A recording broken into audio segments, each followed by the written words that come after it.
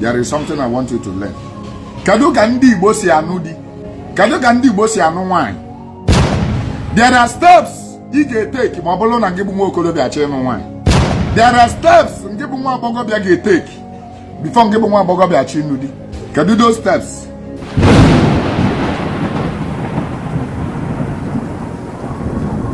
Ana m ayọ gị ayị ebe ọ bụla ị nọ na na-anụ olu m sị gị kesa ozi a. Dịka ụdị nji wee gwa gị na mbụ, o nwere so many families na-amara ibe na-emeba. Ọ fụrụ m ozi ata nwa ka ihe eji wee gbaba ibe na-emeba bụ edozikwa ya ibe aba adị mma. Lotakwa na onye nụrụ nke a gwara ya ka ọ ya bụ anụ ọzọ afụkwa ọzọ agwụ ya.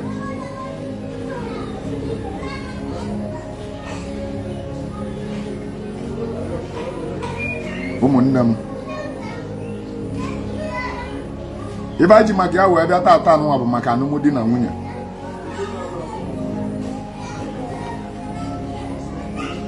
Alụmdi na nwunye anyị ji maka ya wee bịa.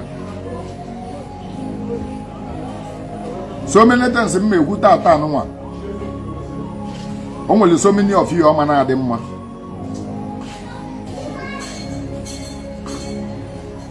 O nwere so many of you ọma na-adị mma, mana ibe nji maka ya wee na-ekwu ya bụ ka ya nụlụ ife bụ eziokwu dị na ya. Ibe ọ ga-eji wee mma na-adị ụfọdụ n'ime unu mma bụ na ụfọdụ n'ime unu na-achọ ka unu mee divert a tradition into your own liking, into your own making. O ji wee bụrụ na ikwu okwu sometimes ụfọdụ asị gị na ụfọdụ iwu dị na omenala bụ mmadụ debere ya. O nwere iwu ọ na-abụrụ mmadụ debere. Anyị agabata na alụmdi na nwunye. Achọrọ m ka anyị tụlụ arụ ana wee were nwayọ wee kọwaa maka alụmdi na nwunye. Kedu ibe mere unu na ụfọdụ ụmụ nwaanyị amụtara nwa na be di ha maka alụmdi na nwunye? Ụfọdụ n'imebe 50% of ibe na-amụrụ nwa n'ụwa tata bụ maka otu esi wee nụọ nnebe maọbụ otu ha si wee nụọ di melụ na ba mụrụ nwa, of which no spiritual bondage.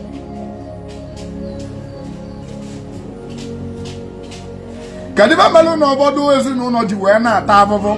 Asị gị na amụrụ mmadụ na-ete ete n'ezinụlọ, mmadụ iteghete bụ mmadụ 9. Mmadụ 9 ka amụrụ na family, mana each of them onwere onye na-aga n'iru, onwere ewele beta, onwere ewele a good talk, onwere ewele testimony, onwere ega dịnwu proud. N'ime mmadụ 10 n'ime mmadụ 9 ya nọ na family, onwere na-agba moto, onwere ewenwulu 1 million. Kadive batalia. Something spiritual is wrong with the family, and it may be from the way they marry their mother. That's why I told you that marriage is beyond your imagination. Marriage is beyond your understanding. Marriage is spiritual. Kadive melonu nji wee kwuo na marriage bụ the spiritual. O nwere otu ndị nna nna anyị basi eje anụ di na nwunye. Maka na marriage bụ agreement between the spirit and the human being. Kedu ka si wee kọwa otu a? Ọ dịrị ofele ime nwa onye ọzọ, ọ bata be gị zaba afa gị, onye uzu aba ga bụ jee ego mmụọ aba alụ ọrụ, ọ mụta ụmụaka aba azara afa gị. Any the spiritual agreement, spiritual and the physical agreement in order to achieve that purpose. Ụfọdụ na-aza afa onye na-abụrụ nnafa, onye melụ na nwere ọrụ mmụọ ga-alụ aga. Ọ bụ na be eje n'afa maọbụ n'aka ndị amụma, a ga na-afụta riches in their destiny. Why is the riches not coming forth? Oh, maka na-aza afa onye na-abụrụ nnaba.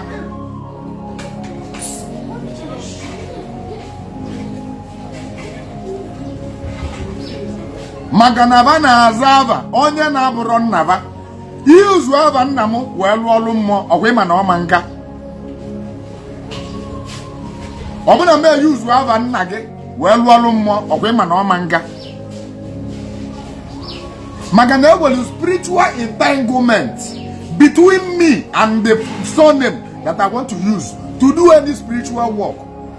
Marriage is between spirits and the immortal.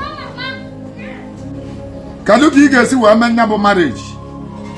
Call for to your favor. Can you guys see where men about marriage? Call them more than madam. Magana marriage, I'm under Sogima. You talk you were enjoyment in that marriage.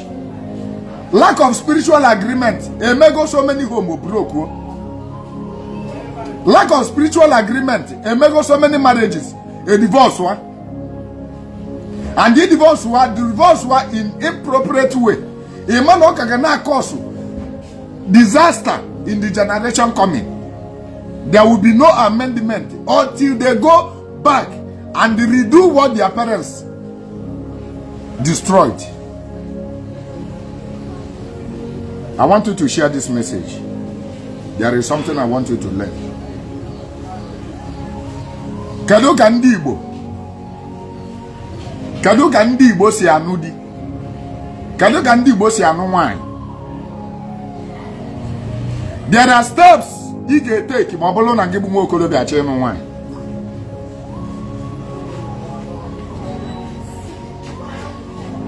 There are steps ngebu nwa agbọghọbịa ga take before ngebu nwa agbọghọbịa acha ịnụ di.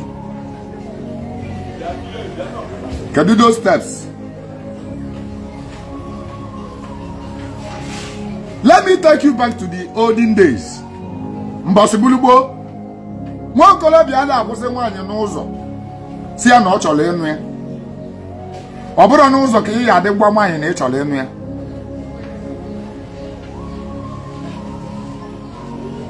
Ọ bụ na efu nwaanyị dị gị mma. Mbosibulubo. Efu nwaanyị dị gị mma. Ijekwulu mma gị ma ọ bụ mpa gị.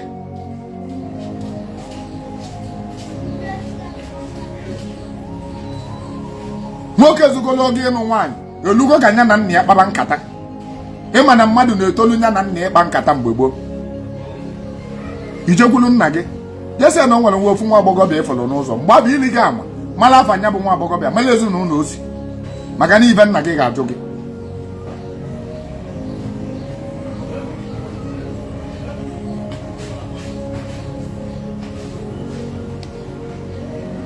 Mbosibulubo na-abụ nwoke toluo oge ịnụ nwaanyị ịrọta nwaanyị na-abụrụ ya nna gị agbaga aga na ibe oge ji wee gbaga aga na bụ na o nwere agbọ a na-eze eze.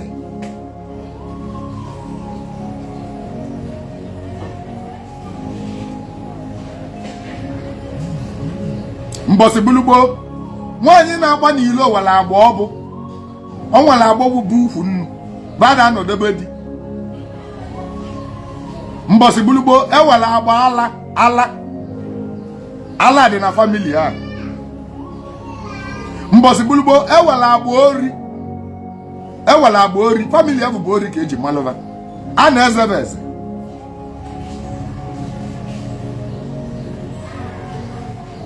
Mbosibulubo ewela agba ọchụ enwela agbọ na-egbu ọchụ agbọ na-egbu ọchụ. A man like Ijeje Zetenya Boabo.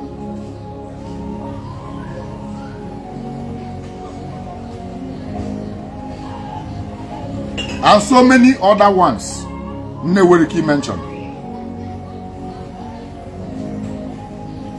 On Yagiji we need Yakija Banda and Nugget. No one want Bogobi follow. Now what Bogobi at the game and all the game again of here.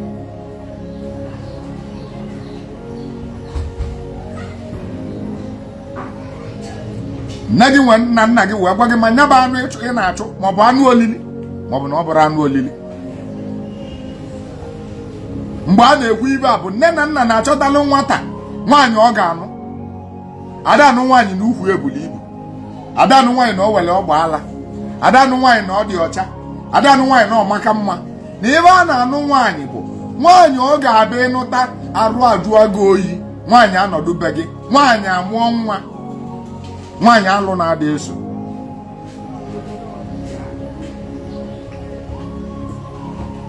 Mgbe enu bụ anọ ọsa.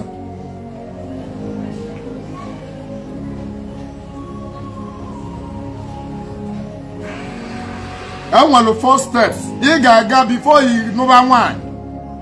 Enwere 4 steps a na-aga tupu anụba nwaanyị. Cheki gị mara ma nke ị nụrụ anụ ma ị gakwa these steps. O nwere steps bụ iwere ike ịrapụ ya ọma mmebi ibe. Nwa nke bụ na iwu bụ na ị ga-emelili ya 4 ka ọ dị. Kedu nke izizi?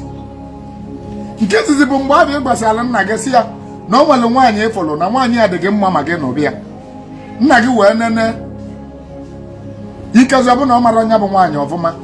Ibe nna gị ga-eme bụ na ọ kpọọ nwanne ya nwoke gwada maọbụ senior brother ya maọbụ onye ụmụnne ya na-adabalị onye na ya wee sị ya na-eke n'ebe ịgbalị ya na-ese na ịbụrụ Chiamaka nwa amadi na ịbụrụ ya n'ụzọ mmiri na ị chọrọ ịnụ ya. Chiamaka amabarakwa na ị chọrọ ịnụ iwe ego ọbụla ekene ka ikene Chiamaka jụọ onye nneke nwanne nneke afa gị ọgụgụ afịa kedu onye ebe ịbụ ọgwa gị onye ebe ọ bụ kedu vileji bunu dị kedu ebe nna gị ejosi anyị ịtọ ọnụ onye naba. This is the only thing ị ga-ajụ Chiamaka n'ụzọ. O nwere ihe gbasara gị esi ya ka gị na ya nyabịa malụgbu unu maọbụ nyabịa malụ ruumu gị maọbụ nyabịa ka ịma ma makwa esi nri onwe ya gbasara gị dị ya. Mgbe ejochara Chiamaka ụdị a iwe nalụ oke ọlịa nna gị wee bulie tebụl elu enyi ya nwoke maọbụ nwanne ya nwoke. Nna gị wee kunye wee jebe n'afa nya bụ ibe izizi. O nwere ike duru gị jee n'afa ka ọ anya gị mee. Wee jụọ nke nwa bụ Chukwu Emeka na Chiamaka alụmdi na nwunye ọya adabakwala unu gwa. Ndị a na-ajụ bụ ndị mmụọ dị na be nna gị na ndị mmụọ dị na be Chiamaka ba. Ndị ọzọ a na-ajụ bụ spiritual wife gị na spiritual husband dị Chiamaka. Ka ama ma ya adabakwala Banabọ. Banabọ ga-ekwekwe ka Banabọ nọkọ. Wee jụọ wee bụ na ọ ga-adaba. Wee jụọ ma Chiamaka ọ ya amụkwa nwa gwa. Aba wee kwube ma Chiamaka ọ ga-amụ nwa maọbụ na ọ ma mmụ.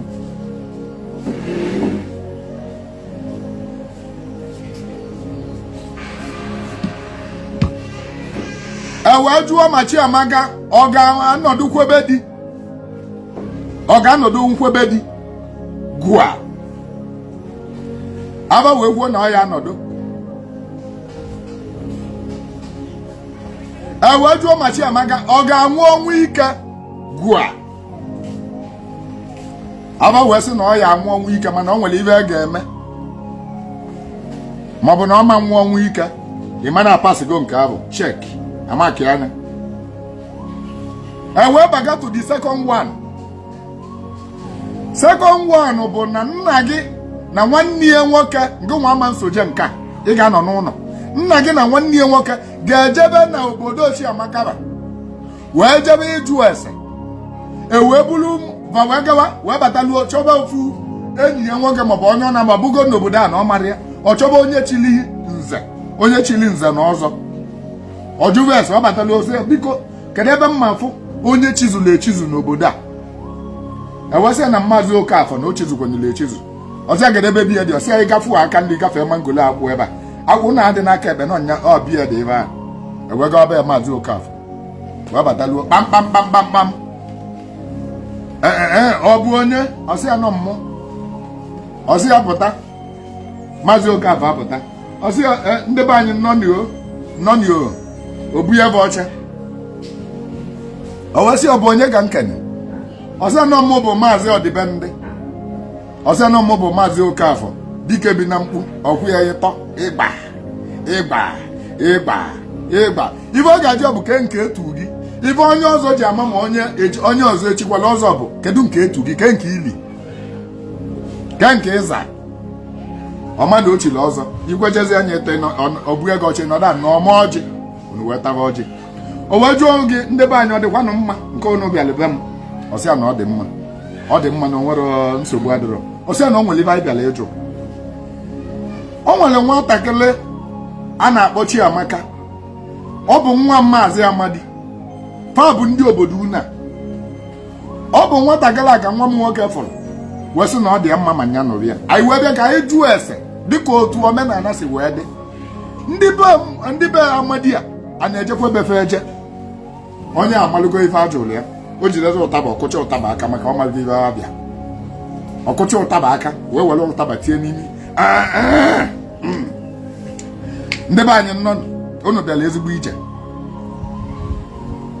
onye unu bịara ịnụ agwa ya amaka ọkwa Maazị Amadi ibe ji wee mali ya bụ na ọ bụ dinta na-agbasi nta ike n'obodo anyị ọ dịrị umengụ ụmụaka ya niile ọ zụgburu fe ọfụma ọkwa ifuru nwunye ya bụ nke mụtara nwunye nke ịbụa na onye mụtara nya bụ Chiamaka nwunye ya bụ zụrụ ụmụaka ya zụchasịa afa ọ dị ebe nne ji unu fụrụ ụzọ nwa gị afụfụrụ ụzọ ve kenesi ya ọsị oke mgbakaba na mbaba ya na-ata azụ ịbịa nụ nya bụ nwa na ba ga-abịa ya okunye o nwere ike ije ụlọ na-atọ maka ọ bụrụ na onye nke izizi sịrị ya sị ụlọ na-atọ ka ọ ga-eje mana mgbe a na-ekwu ibe a ndị nze na ọzọ ka a na-akawa ile mgbe ọ bụ na abụ ichie nze akawa gị ile iwere ọbara gị wee mụọ iyi si n'ata asị ewere mma ka gị niile iwere ọbara gị wee gwuo esi n'ata asị and esi asị mbọsị esiri asị ka ị ga-anwụ so nwere ibe ọgba nya mere o ji wee bụrụ na ba bịa ba chọba ndị nze na ọzọ o wee ka ọjọọ mmadụ ịtọ maọbụ ịnọ o wee bụrụ na ọ kọnfam go na be Chiamaka na ahịa aga ya aga kọnfam emego the second ten dị ebe ahụ ajụjụ ese ọjụgo ese na mmụọ jụ ese na mmadụ kọnfam ị mazịrị ebe ọzọ ọ ga-eme bụ ọ ga-abụrụ mmanya wee kpọọ senior brother ya bụ papa gị ndị nwa ga na-esobe n'azụ ka nwa mkpi a na-akpụ eje ahịa ndị nwa bụ onye chọrọ ịnụ nwaanyị ọ bụrụkwa nkịta ndị nwa ga-abụ ịbata ruo ikosi ekonkosa mpaghị ihe kwe mpaghị kwuo okwu mgbe ahụ nke bụ nwata ama nsọ ọnụ kpuchie na akpọ ga akpọ